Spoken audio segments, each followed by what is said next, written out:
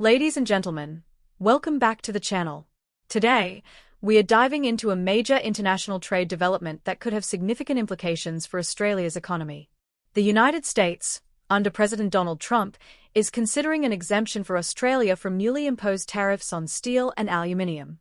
This comes after a crucial 40-minute phone call between Prime Minister Anthony Albanese and President Trump, where the two leaders discussed trade relations, economic cooperation, and the impact of the tariffs. The Australian Prime Minister described the conversation as both constructive and warm. His efforts to secure an exemption from the tariffs have been widely supported across the political spectrum, with opposition leader Peter Dutton publicly endorsing his approach. Dutton, in an address at Parliament House, emphasised that imposing tariffs on Australia would be detrimental to the strong and long-standing relationship between the two nations. President Trump, in a press briefing shortly after signing the new tariff legislation into law, confirmed that Australia was under great consideration for an exemption. His rationale?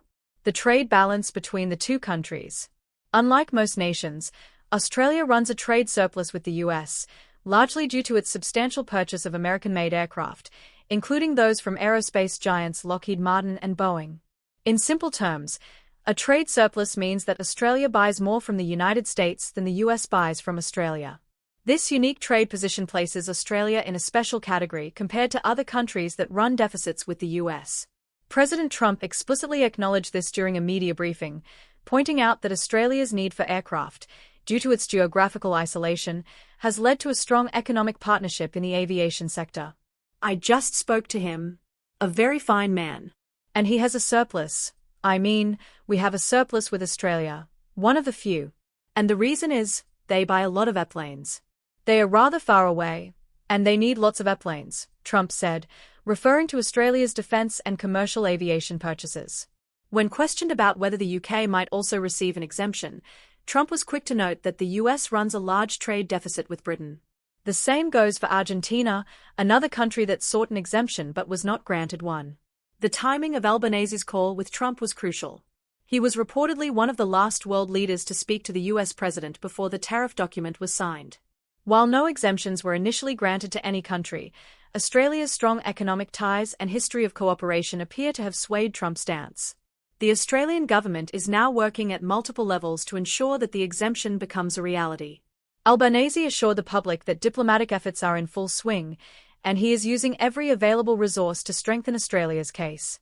It was a very constructive, warm discussion again with President Trump. The US president agreed that an exemption was under consideration in the interests of both our countries.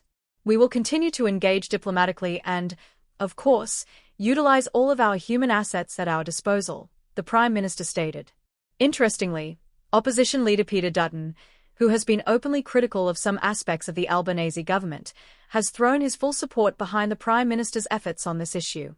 In his speech at Parliament House, Dutton stressed the importance of maintaining a tariff-free relationship with the US, warning that such trade restrictions could damage diplomatic ties between the two allies. I want there to be a very clear message to the Trump administration that we don't believe these tariffs should be put in place.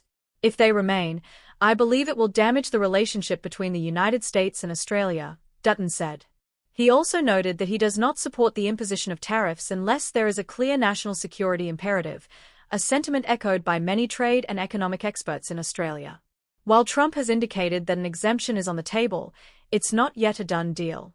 The tariffs are set to come into effect in about a month, meaning that Australia has only a few weeks to lock in its exemption.